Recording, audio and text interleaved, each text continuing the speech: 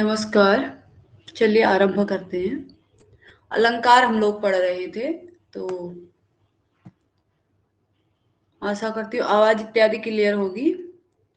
निदर्शना अलंकार मैं आज लेकर के आई हूँ। निदर्शना का लक्षण है निदर्शना अभवन वस्तु संबंध उपमा परिकल्पकः। अभवन वस्तु संबंध मतलब अभवन वस्तु संबंध का अभिप्राय है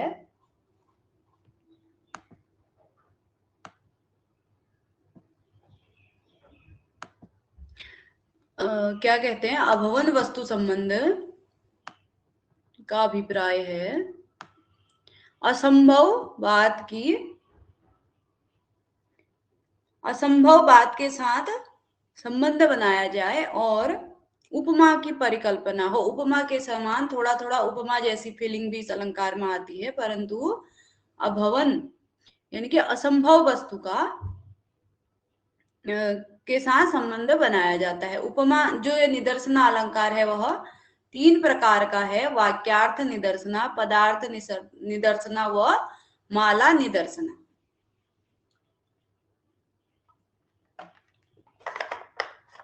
उदाहरण है, पहला उदाहरण देखते हैं वाक्यार्थ निदर्शना का।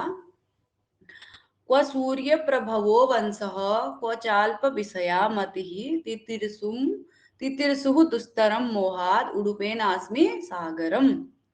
यहाँ पर क्या है कहा, ये प्रसिद्ध रघुवंशम महाकाव्य में महाकवि कालिदास के द्वारा कहा गया है, प्रसिद्ध श्लोक है।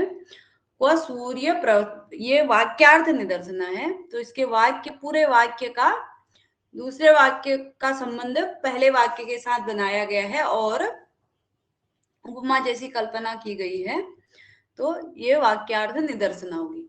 क्व सूर्य प्रभवो वंशः क्व चाल्प विषया मतिः तितिर्सु दुस्तरम मोहाद उडुपेनास्मि सागरम। कहा सूर्य से उत्पन्न वंश और कहा मेरी छोटी सी बुद्धि। तितिर्सु तैरने की इच्छा रखने वाला तितिर्सु, दुस्तरम मोहाद मोहवश अज्ञानवश, उडुपेन सागरम तितिर्सु दुस्तरम सागरम उडुपेन तितिर्सु। मोहवश अज्ञानवश दुस्तर सागर को मोह से क्या करना चाहता हूं, तैरना चाहता हूं, यानी कि अज्ञानवश एक छोटी सी उडुप मतलब होता है छोटी सी नौका से क्या करना चाहता हूं, दुस्तर समुद्र को तैरना चाहता हूं। तो यहाँ पर पहला जो वाक्य है क्व सूर्य प्रभवो वंशः क्व चाल्प विषया मतिः, इस वाक्य का दूसरे वाक्य से कोई संबंध नहीं है, इसलिए अभवन वस्तु संबंध। उपमा परिकल्पक कैसे, मोहा उडुपेन, उडुप मतलब अल्प विषया, मति को क्या कहा गया, उडुप छोटी सी नौका, और सागर किसको कहा गया है, सूर्य से उत्पन्न वंश को क्या कहा गया है, सागर कहा गया है। ठीक है, अगला है पहला वाक्यार्थ निदर्शना, दूसरा पदार्थ निदर्शना। पदार्थ निदर्शना में केवल एक पद का अर्थ के अर्थ से असंबंध वाली बात का संबंध बनाया जाता है। जैसे उदयति विततोर्ध्व रश्मिरज्जा वहिम रुचौ हिम धामनी याति चास्तम वहति गिरिरयम विलंबि घंटा द्वय परिवारित वारणेन्द्र लीलाम। यहाँ पर क्या है, उदयति विततोर्ध्व रश्मिरज्जा, यानी कि सूर्य के उदय होने पर, विततोर्ध्व रश्मिरज्जा मतलब किरण रूपी रस्सियों जब सूर्य के ऊपर फैल रही थी। हिम रुचो,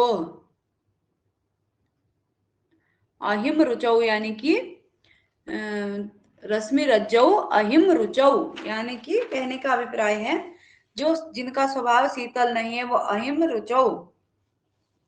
ऐसे सूर्य भगवान के उदय होते हुए हिमधामनी मतलब चंद्रमा, याति च अस्तम, और चंद्रमा कहाँ जा रहा है, अस्त को जा रहा था उस समय। अयम गिरी, यह पर्वत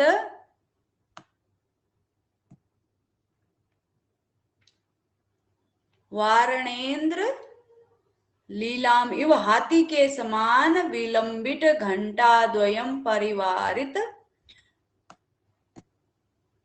वहती, ये जो क्या है, जो पर्वत है, यानी कि कौन सा पर्वत, गिरी अयम, जो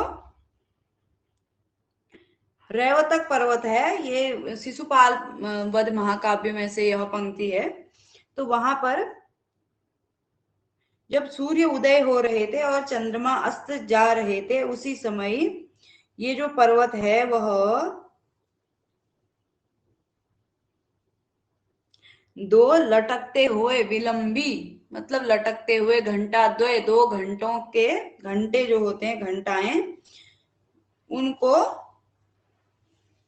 ऐसा लग रहा है एक तरफ सूर्य रेवतक पर्वत के एक तरफ सूर्य उदय हो रहा है और दूसरी तरफ चंद्रमा अस्त हो रहा है रेवतक पर्वत के। तो रेवतक पर्वत के एक तरफ सूर्य उदय हो रहा है, दूसरी तरफ चंद्रमा अस्त हो रहा है। तो ऐसा लग रहा है कि यह जो रेवतक पर्वत है ये एक हाथी के समान है और इसने क्या किया है, दो घंटे लटका रखे हैं अपने दो तरफ। तो इससे क्या हो रहा है, यहाँ पर पदार्थ निदर्शना है। पदार्थ निदर्शना केवल वारणेन्द्र लीलाम इस पद से, अन्य किसी भी वाक्य में कोई अभवन वस्तु संबंध नहीं है। जैसे यहाँ पर था को सूर्य प्रभवो वंशः को चाल्प विषया मति, अन्य वाक्यों में भी तितिर्षु दुस्तरम मोहाद उडुपेनास्मि सागरम, उडुप कहा गया था बुद्धि को और सागर की तुलना की गई थी सूर्य से उत्पन्न वंश से। तो यहाँ पर वाक्यार्थ इसलिए था पहले वाक्य को दूसरे वाक्य अभवन वस्तु संबंध यानी कि दूसरे वाक्य के साथ संबंध बनाया गया था, जबकि कोई संबंध नहीं था। ये एक अभवन यानी कि जो संबंध हो ही नहीं सकता है, उस प्रकार का संबंध बनाया गया था। लेकिन यहाँ पर केवल एक पद में, यहाँ पर वाक्य में था, यहाँ पर एक पद में वारणेन्द्र लीलाम, यहाँ पर गिरि अयम, ठीक है। इस पर्वत को, रेवतक पर्वत को हाथी की उपमा दी गई है, हाथी के समान बताया गया है। तो यहाँ पर हाथी और रेवतक पर्वत में कोई संबंध नहीं है। तो यहाँ पर अभवन वस्तु संबंध निदर्शना इसलिए है क्योंकि हाथी और क्या कहते हैं जो रेवतक पर्वत है उसका कोई संबंध नहीं है। लेकिन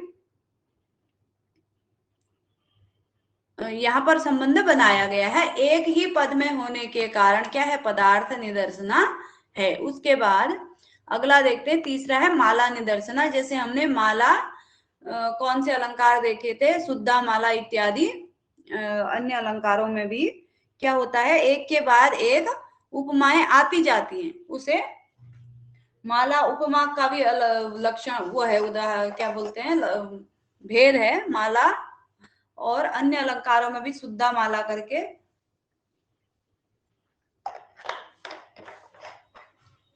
दौर्भ्याम तितिर्सति तरंगवती भुजंगम आदातुम इच्छति करे हिरणांक बिंबम मेरुम लंघयिष्यति ध्रुवमेव देव यस्ते गुणान गदितुम उद्याम आददाति।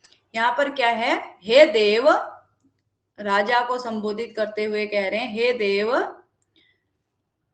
यह ते गुणान गदितुम आदधाति, जो आपके गुणों का बखान करना चाहता है, यह ते गुणान गदितुम आदधाति, जो आपके गुणों का बखान करना चाहता है, वह क्या करना चाहता है, दोर्भ्याम यानी कि हाथों के द्वारा या बाहुओं के द्वारा कह सकते हैं, तितिर्सति तरंगवती, क्या करता है, नदी को, तरंगवती या समुद्र को, नदी को किससे तैरना चाहता है, हाथों से। और भुजंगम आदातुम इच्छति, करे हरिण,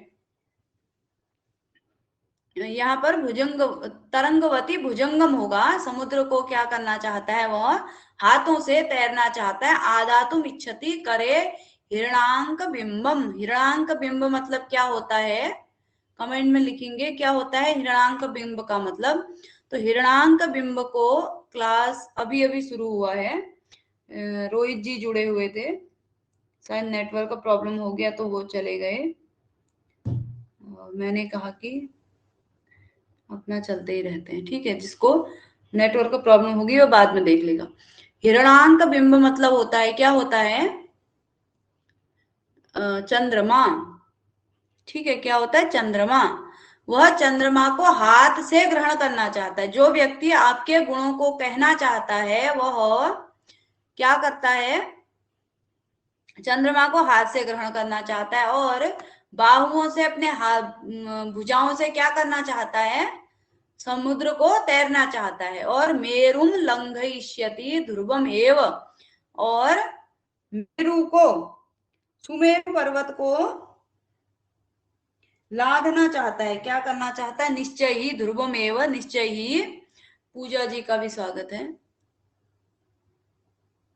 नहीं, ऐसा है ना, ज्यादा लोग जुड़ने का चक्कर नहीं है, क्योंकि समय मिलता है प्रातः काल, तो शाम को भी शिफ्ट कर सकते हैं, लेकिन अब हमें जुड़ने, कितने लोग जुड़ते हैं उससे कोई वो नहीं है ना, क्योंकि कभी आपको सुबह समय होता है, कभी शाम को समय होता है, तो समय के आधार पर संभव नहीं है करना। तो निश्चय ही जो लोग जुड़ पाएंगे ठीक है, जो नहीं जुड़ेंगे वो रिकॉर्डिंग देख लेंगे, क्योंकि रिकॉर्डिंग तो रहती ही है। और मेरु यानी कि सुमेरु पर्वत को वह किससे वह निश्चय ही लांघना चाहता है, ठीक है। यहाँ पर आपके गुणों को कहना चाहता है, या कहने का जो उद्यमम आदताति, जो आपके गुणों को कहने का क्या करता है, उद्यम करता है, प्रयास करता है, वह क्या क्या कर सकता है। यहाँ पर माला के समान एक के बाद एक निदर्शना आई है। तो राजा के गुणों का को कहने का संबंध सागर को तैरने से नहीं है, लेकिन फिर भी संबंध बताया गया है, इसलिए निदर्शना है। और चंद्रमा को पकड़ने का संबंध इससे नहीं है, राजा के गुणों को कहने से, लेकिन फिर भी संबंध बताया गया है। और सुमेरु पर्वत को लांघने का भी राजा के गुणों को कहने से कोई संबंध नहीं है, फिर भी संबंध बताया गया है, इसलिए निदर्शना है, ठीक है। हाँ, उत्साह मिलता है, लेकिन हमें ऐसा है ना भास्कर जी, अब मैं यूट्यूब पे पढ़ाती हूँ, वीडियो बना के डालती हूँ, तो खुद ही पढ़ाती हूँ, वहां पर कोई लाइव नहीं होता है। तो क्योंकि सारे लोग ऐसे नहीं होते हैं जो निरंतर लगे रहते हैं, ठीक है। कुछ लोग क्या, लगभग अधिक से अधिक लोग कैसे होते हैं, जो केवल परीक्षा आने पर फॉर्म आएंगे ना, उसके बाद वो सिलेबस देखने जाएंगे। तो इसलिए हमें पढ़ना है, अकेले ही पढ़ेंगे, तो इससे कोई फर्क नहीं पड़ता है कि कितने लोग आ रहे हैं या कौन पढ़ रहा है कौन नहीं पढ़ रहा है। अब उसमें क्या होता है, बातें ही होती हैं जब ज्यादा लोग जुड़े रहते हैं। तो कम लोग भी जुड़े, जिसको पढ़ना होगा वो आएगा, इससे कोई फर्क नहीं पड़ता है कि ज्यादा लोग जुड़े हैं तो उत्साह मिलता है। आपका कंपटीशन आपसे है, तो आपको अपने से ही उत्साहित होना चाहिए। दूसरे से उत्साहित, दूसरे पढ़ेंगे तो मैं पढ़ूंगा, ये तो बहुत ही गलत है, ठीक है। कोई पढ़े या ना पढ़े, मैं पढ़ूंगा, ये होना चाहिए। चलिए इसको देखते हैं। माला निदर्शना का उदाहरण है, निदर्शना अलंकार, पूजा जी बाद में आई है। तो 3 प्रकार का होता है, अभवन वस्तु संबंध, जहां पर क्या होता है, असंभव के साथ संबंध बनाया जाता है, उसे कहते हैं वो निदर्शना अलंकार होता है वह। और 3 प्रकार का होता है, वाक्यार्थ, पदार्थ। वाक्यार्थ और पदार्थ हम देख चुके हैं। उसके बाद तीसरा है माला निदर्शना, ठीक है। माला, जैसे माला में फूल गुथे रहते हैं, वैसे एक के बाद एक आता रहता है, तो माला निदर्शना।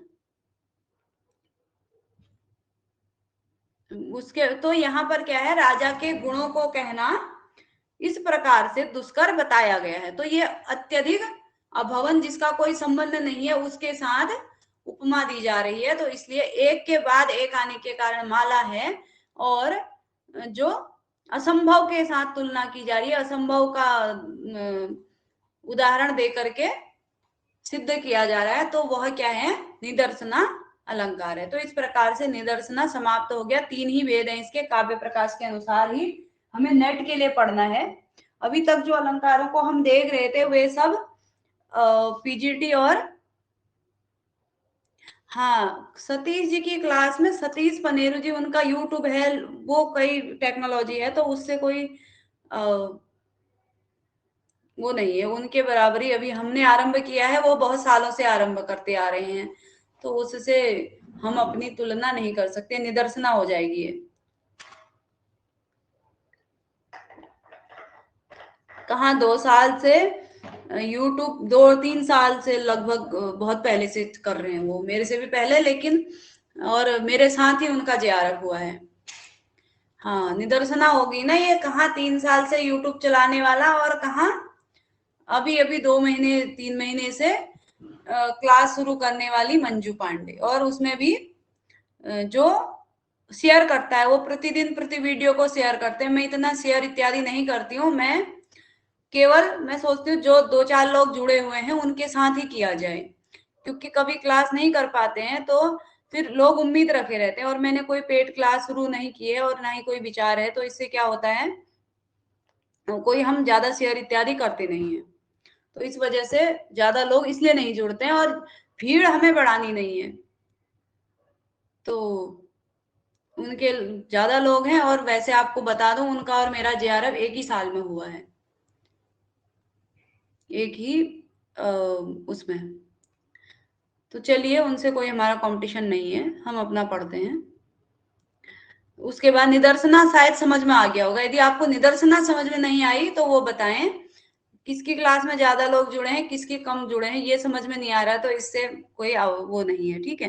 निदर्शना समझ में नहीं आ रही है तो आप दोबारा पूछ सकते हैं। हमें अकेले ही पढ़ना है। पूजा जी प्रतिदिन आती हैं और कभी कोई शिकायत नहीं करती हैं कि लोग नहीं है, कोई मतलब नहीं, कभी ज्यादा लोग जुड़ जाते हैं, कभी कम जुड़ते हैं। चलिए, दूसरा हमारा समासोक्ति अलंकार है, ये भी कहाँ लगा हुआ है, नेट के सिलेबस में है आपके। परोक्ति भेदकई श्लिष्टई समासोक्ति ही।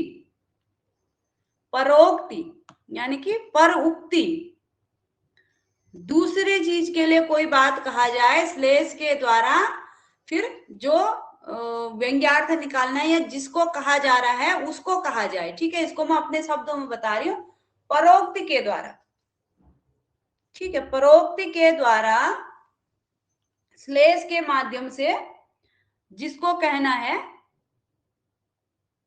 उसका अर्थ लिया जाए, तो ये क्या है, समासोक्ति अलंकार है। जैसे क्या बोलते हैं घर में, सुनाना जिसे हम कहते हैं, उस टाइप की बात है, ठीक है। अगर आपने सुना होगा तो पूजा जी जानती होंगी, शायद उत्तराखंड से हैं। तो क्या होता है, नेट के एग्जाम में 1 और महीना बचा है, इसीलिए कह रही हूँ पढ़ लीजिए, जहां से पढ़ते हैं वहां से पढ़िए, तैयारी करिए, कोई लापरवाही मत रखिए, ठीक है। क्या होता है, अब चलिए हम अपने समासोक्ति अलंकार में चलते हैं। समासोक्ति अलंकार में क्या होता है, जैसे किसी दूसरे को कहा जाए लेकिन अर्थ कोई दूसरा लिया जाए, तो ये क्या है, समासोक्ति अलंकार है। हम उदाहरण से बहुत अच्छे से समझेंगे।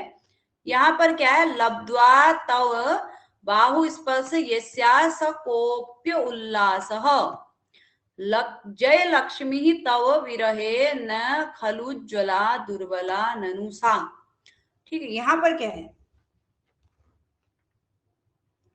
यहाँ पर एक कहना तो किसको है, नायिका को कहना है, ठीक, लेकिन कहा गया है जय लक्ष्मी के माध्यम से। फिर जय लक्ष्मी का अर्थ हम नायिका लेंगे, उस राजा की प्रियसी लेंगे। एक कोई व्यक्ति राजा से कह रहा है, हे राजा, हे राजन, लब्ध्वा तव बाहु स्पर्श, तुम्हारे बाहु स्पर्श, तुम्हारी भुजाओं का स्पर्श पाके, यस्या सह कोपी उल्लास, जिसको क्या होता था, उल्लास होता था,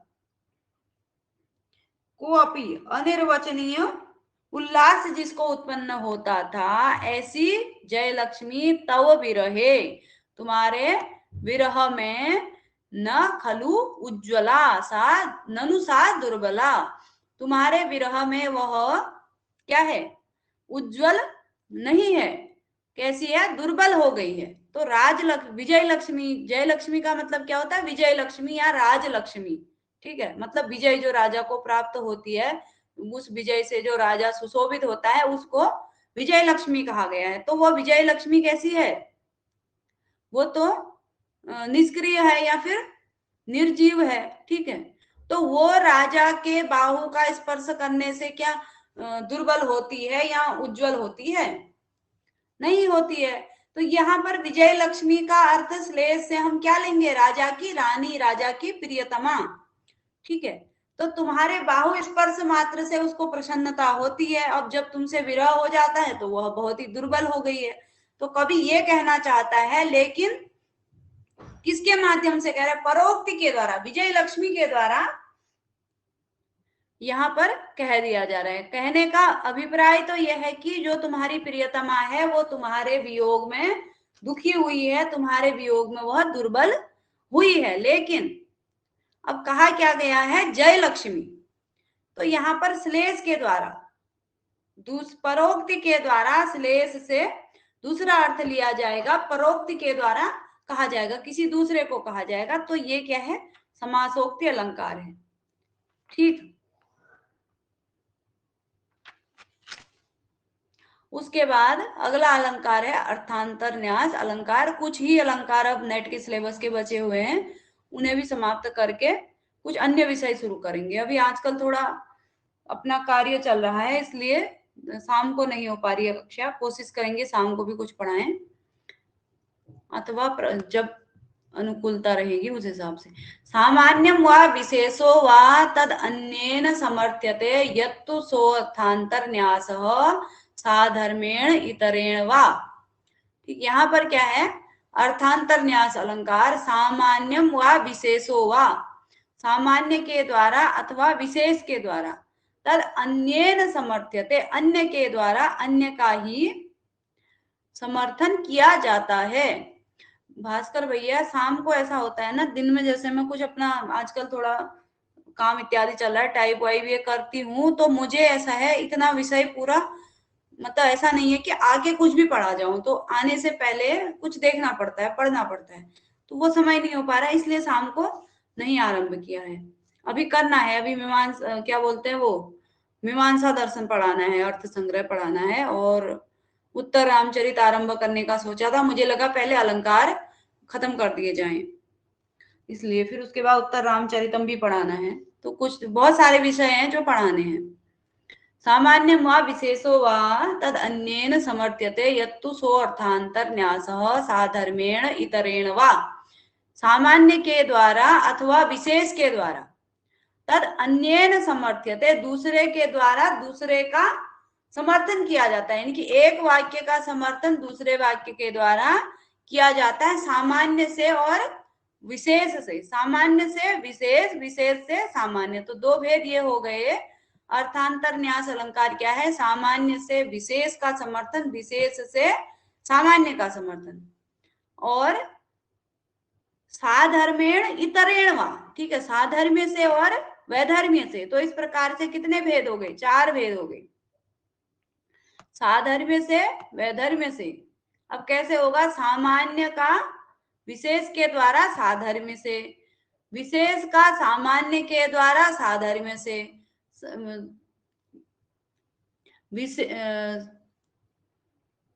सामान्य का विशेष के द्वारा वैधर्म्य से, विशेष का सामान्य से साधर्म्य से। हाँ अच्छा तो लगता है, मगर वही निरंतरता किसी में नहीं है ना, इसलिए निरंतर्य की आवश्यकता है। और फिर ये होता है थोड़ा सा पढ़ाने वाले की भी तो अनुकूलता का ध्यान रखना चाहिए होता है ना। तो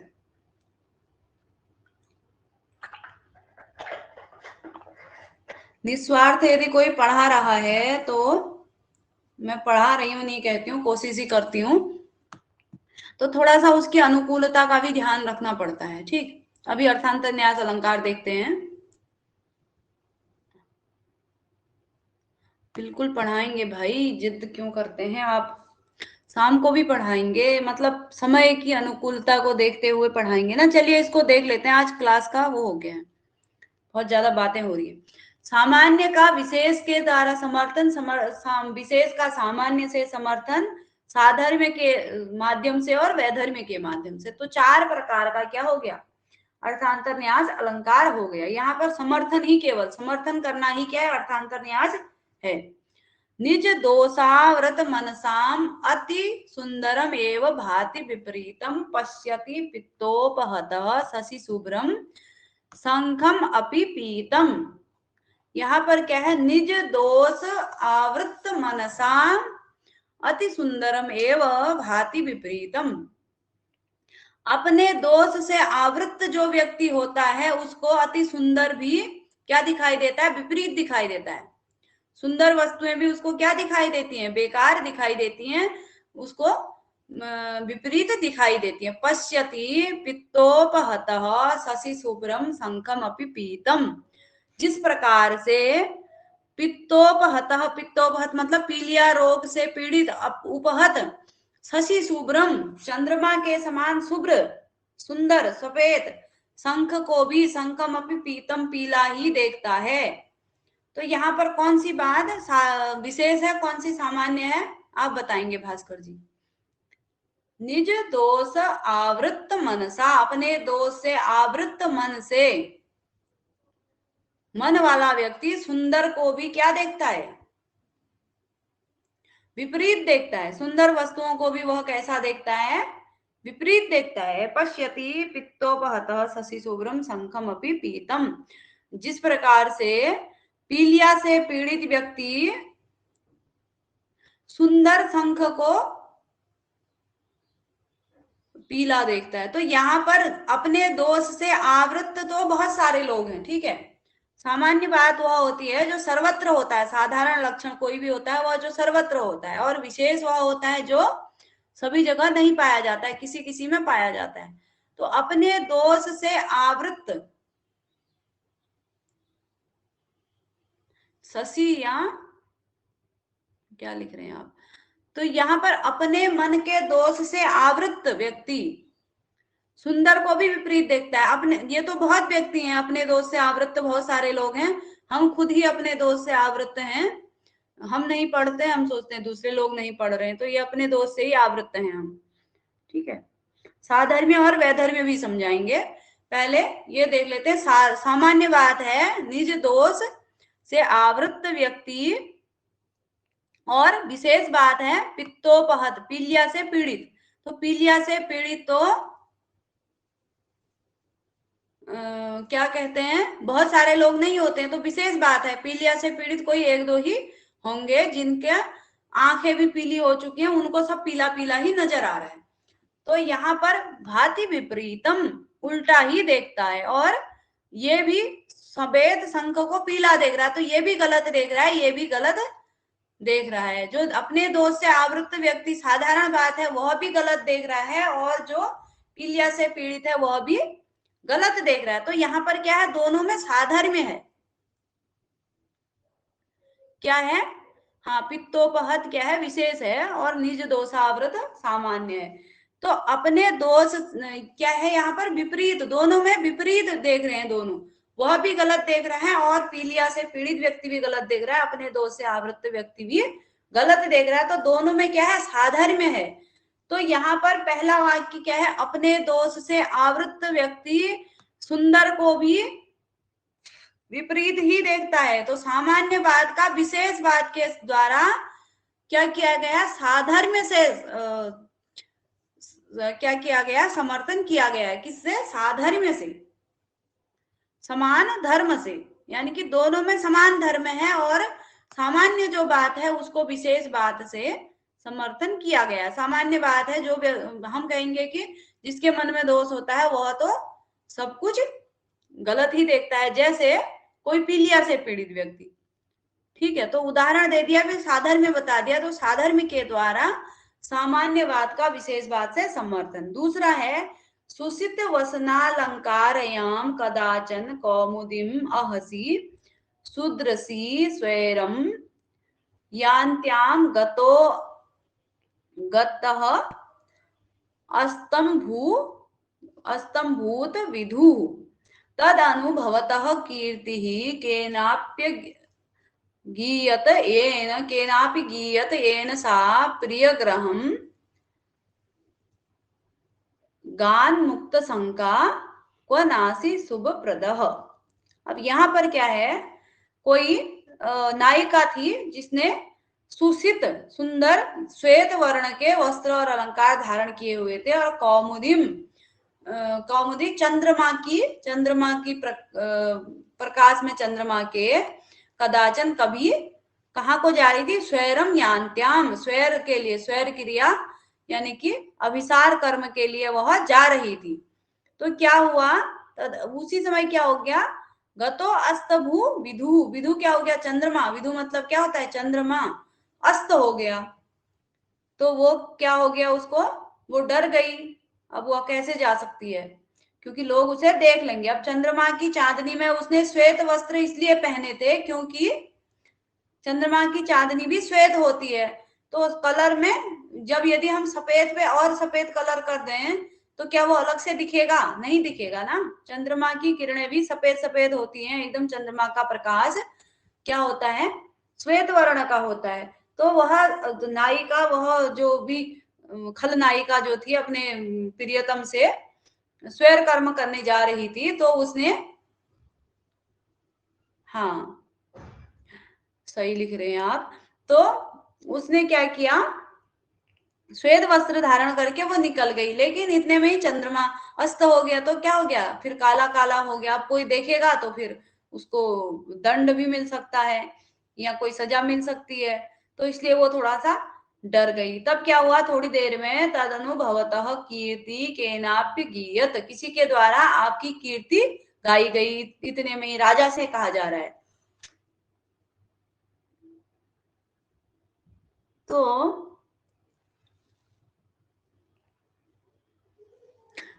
तुम्हारी कीर्ति किसी ने गाया, मतलब तुम्हारा गुणगान किया, तो वह प्रिय ग्रहम गान मुक्त शंका, मुक्त आशंका, वह अपने प्रिय के घर को कैसे चली गई, मुक्त आशंका, बिल्कुल ही निर्भय होकर के तुम्हारा नाम सुनते ही चले गई। क्व नासी शुभ प्रद, आप किसके लिए शुभ प्रद नहीं हो, यानी कि किसको शुभ यानी कि किसको सुख प्रदान करने वाले, या कौन तुम्हारे शासन में निर्भय नहीं है।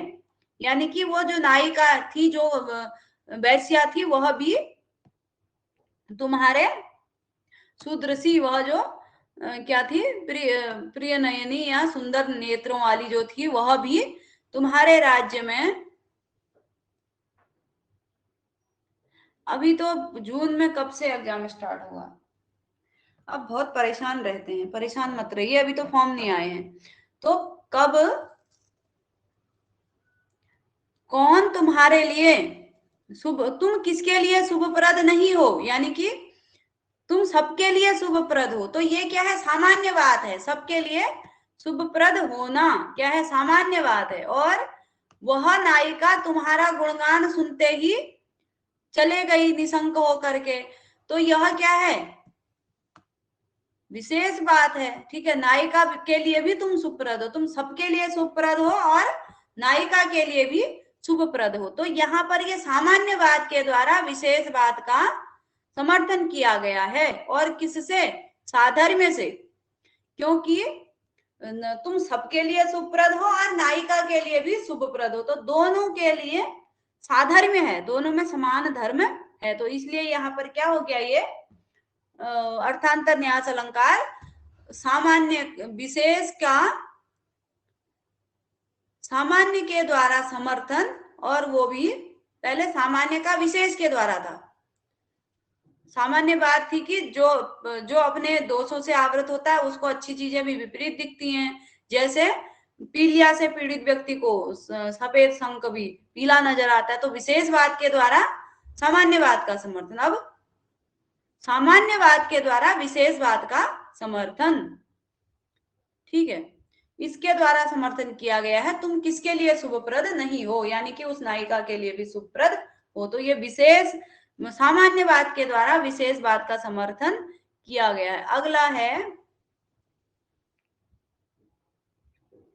गुणानाम एव दौरात्म्यात् धुरी धुर्यो नियुज्यते असंजात किरणस्कंदः सुखम स्वपीति गौरगली।